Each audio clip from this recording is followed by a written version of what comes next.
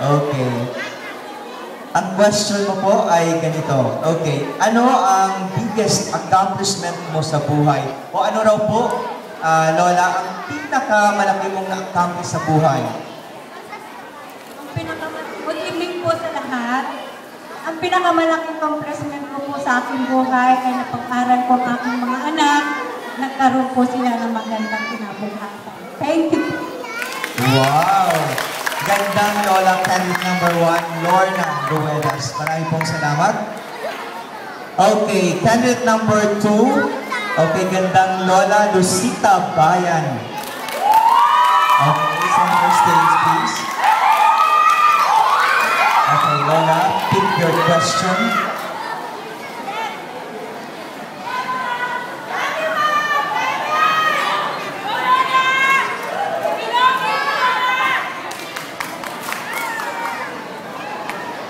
Okay, ang question nyo po ay ito.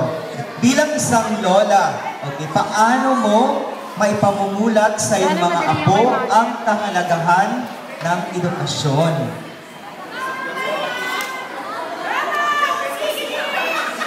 As Dr. Sexual once said, only education can liberate our country and our people from slavery.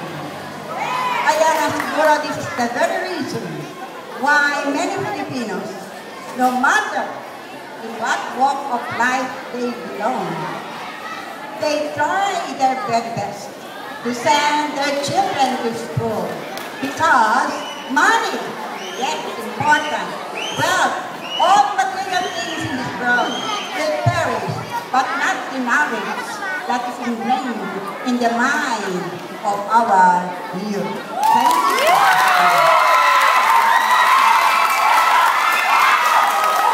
Dudugtong pa ba ako? Very well said po. Lola Lucita Bayan. Okay, candidate number 3, please.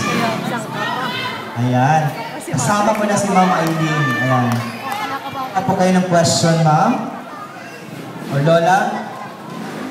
Luz Benita Gonzales. Okay, babasahin ko po ang tanong sa inyo.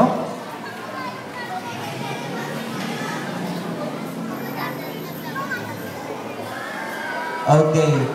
Sa tingin mo o sa palagay mo po, ano ang mayroon ka na mas higit kaysa sa ibang kandidata?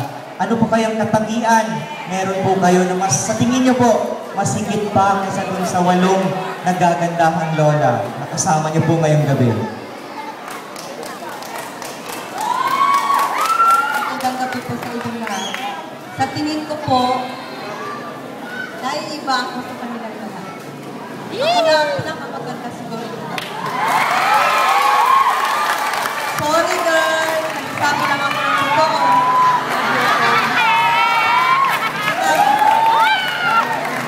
Okay, very honest answer. Thank you very much. Of course, lahat po kayong maganda. Okay, next is our gandang lola, candidate number 4. Lola Edna Valdez.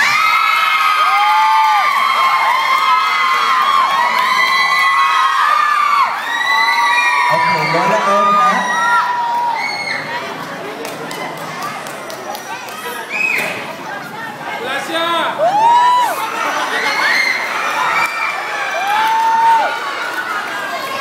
Okay, maganda po ang inyong question. Ganito po. Ano po ang inyong hangarin sa pagsali sa Gandang Lola 2012? Ano raw po ang inyong hangarin sa pagsali dito?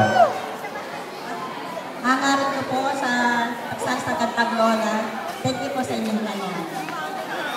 Kaming mga lola, hindi lang po isang kalagain, kundi pwede rin po kami manungkulan sa aming komunidad at lang lalo-lalo ng mga proyekto sa KTPN. Ilan po, marami po sa amin. Okay, thank you very much. Lola Edna Valdez. Hindi ko na po tutugtungan dahil talagang ang gagaling na sumagot. Next ay ang gandang Lola Erlinda Kamuti Rauteng. Gandang Lola, candidate number 5. Okay, kuha po kayo ng question. Ayos na!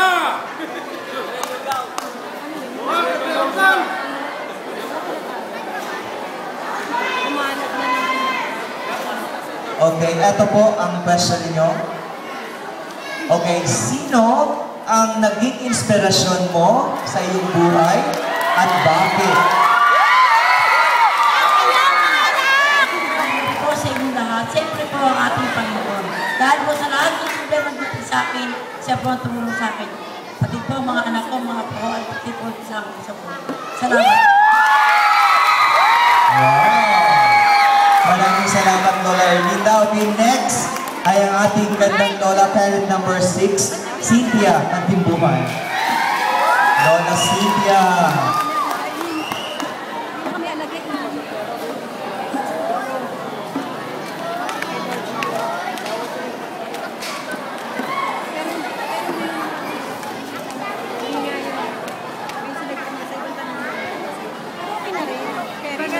Ang baba ng question. Eto po.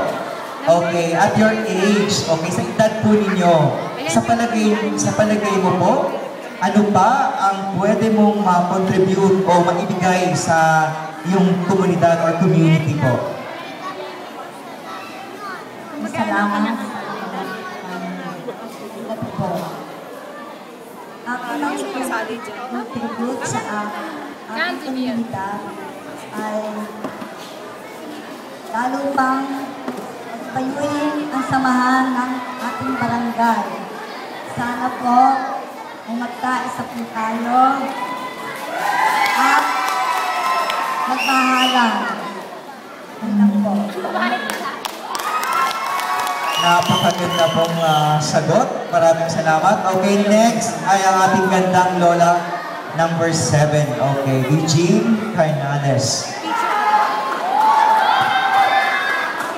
Okay. Kuha po kayo ng question.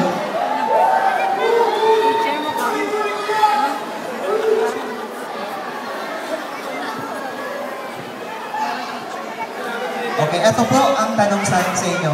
Anong kagandahang asal ang nais mong ibahagi sa mga kabataan? Okay, marami pong kagandahang asal. Ano po kaya para sa inyo ang maaari mong ibahagi sa mga kabataan? Magandang gabi po sa inyong lahat. Ang ituturo ko po sa kagandahang asal sa mga bata ay paggalang at pagrespeto sa mga matatanda.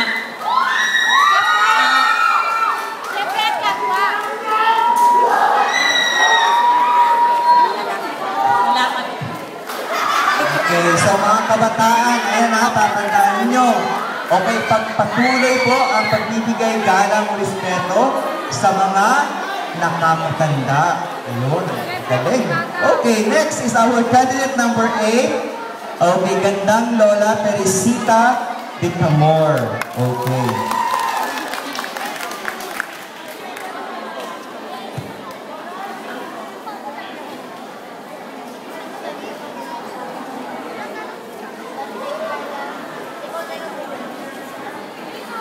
Okay, eto po ang tanong para sa inyo.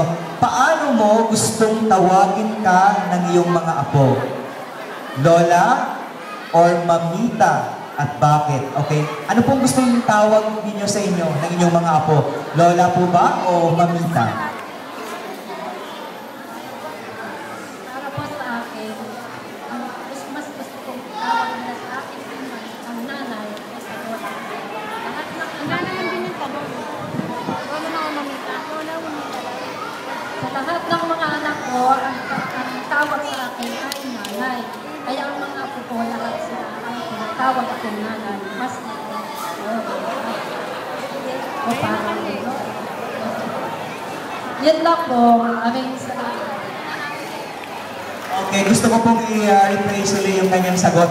Mas gusto po niyang tawagin siyang nanay kasi lahat ng kanyang mga anak, ang tawag po ay nanay. Kaya mas masaya po siya pag tinawag siya ng kanyang mga apo na nanay. Okay, marami pong salamat, Lola Teresita. Okay, next ay ang ating gandang Lola, candidate number 9, Editha Roral. Napakagaling sumayaw. Grabe. Parang ako maniwalang Lola pa po kayo. Okay, eto po ang tanong sa inyo.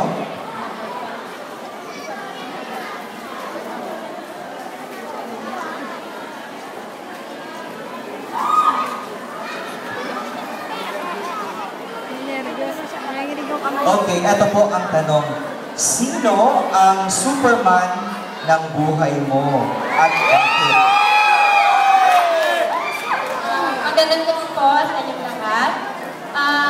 Dalawa po yung Superman ng buhay ko. Ang una po, si Lord na laging nandun sa atin, nakagabay sa akin, laging nakaalalay sa akin. Ang pangalawa po ay ang aking ama na hanggang ngayon may anak na ako, may apo pa ako, hanggang ngayon siyang sumusuporta at pumupukpok sa akin. Salamat po. Maraming pong salamat sa ating candidate number 9, Lola Edita Ruran. Palakpakan niyo po. Ay, salamat. Hindi po ako pinaupo ni Ma'am Aileen para mag-judge ngayong gabi. Kung hindi, sumakit ang ulo ko talaga sobra. Palakpakan natin mga kaibigan. Ang gagaling! Sobra!